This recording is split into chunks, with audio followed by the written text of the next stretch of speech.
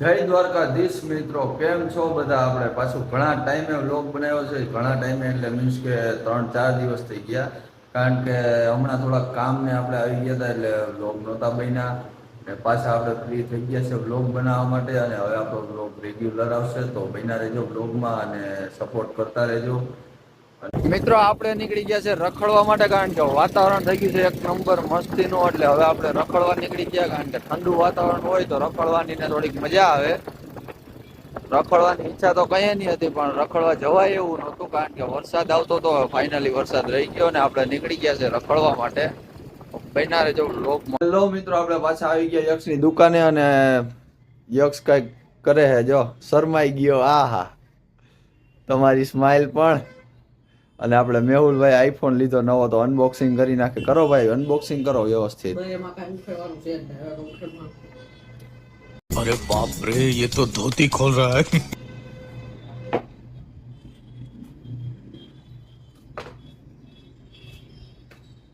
બતાવ તો ખરી, મોબાઈલ તો બતાવ. અરે એમ નહીં, આમ અંદરથી નીકળો એ તો બતાવ. કોંગ્રેચ્યુલેશન્સ. આ કોંગ્રેચ્યુલેશન્સ બ્રો. આ જો સ્કીમ કરી નાખી. આઈફોન ના બોક્સ માંથી બીજો મોબાઈલ એકાદો નીકળો ને બતાવે છે એ બીજો. અને આ ભાઈ એની હેલ્પ કરે છે. શું કેવું કુલદીપ, આ બે કેમ આમ કરે છે? કુલદીપ ને બોલવામાં બહુ જાજી શરમ આવે. ઓહ, મેહુલ ગિફ્ટ માં આપે છે કુલદીપ ને. ઓકે હાલો ડન કરો. બહુ મોટી હસ્તી એવી અત્યારે આવી ગઈ છે અહીંયા, મયંકભાઈ પોતે. અને એની વાહે આવે છે આપણે બાપુ જયરાજસિંહ ગોહિલ. હા ભાઈ.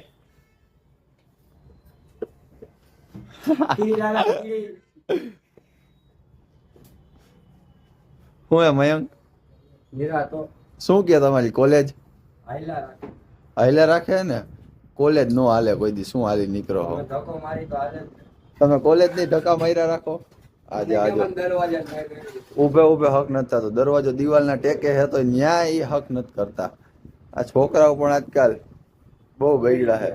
આપણે જવાનું છે બેંકે મયંકભાઈ ના 150 કરોડ જમા કરવા હાટું. અને કુલદીપ ગાડી ફેરવે છે. 1.5 કલાકથી ગાડી વારે છે, પણ હવે ફાઇનલી હવે વૈરી. ગાઈસ, મયંકભાઈ ને 150 કરોડ રૂપિયા જમા કરવાના હતા, એટલે કુલદીપ ગાડી હલાવે. મયંક ને આપણે વચ્ચે બેહ્યો, કારણ કે પૈસા બધા એની પાસે, પાછળ હું બેહી ગયો છો. તો બેંકે જઈને પૈસા જમા કરી દઈ. સેફટી રાખવી પડે, કારણ કે પૈસા બહુ જાજા છે. મિત્રો આપણે 150 કરોડ રૂપિયા જમા કરીને નીકળી ગયા. મયંક, તમને કેવું ફીલ થાય ભાઈ? ખુશ, બહુ વધારે ખુશ. તાજા દિવસે પેમેન્ટ આવ્યું. જેવી રીતે તમે જોઈ શકો છો કે મયંકભાઈ આપણે બહુ ખુશ છે, અને 150 કરોડ રૂપિયા જમા થઈ ગયા. કુલદીપભાઈ, તમારું શું કેવું છે? આપણે કુલદીપભાઈ એને બોલતા જ નથી આવડતું. એ આમ ખાલી વ્લોગમાં જ ના બોલે કેમેરાની સામે, બાકી તો એને રોકવો પડે કે બસ મારો ભાઈ હવે બસ, હવે ઊભી જા. જો, અને હવે એ આપણે ક્યાં જાય તો ખબર નથી. હવે કુલદીપ જ્યાં લઈ જાય ત્યાં જાવું આપણે.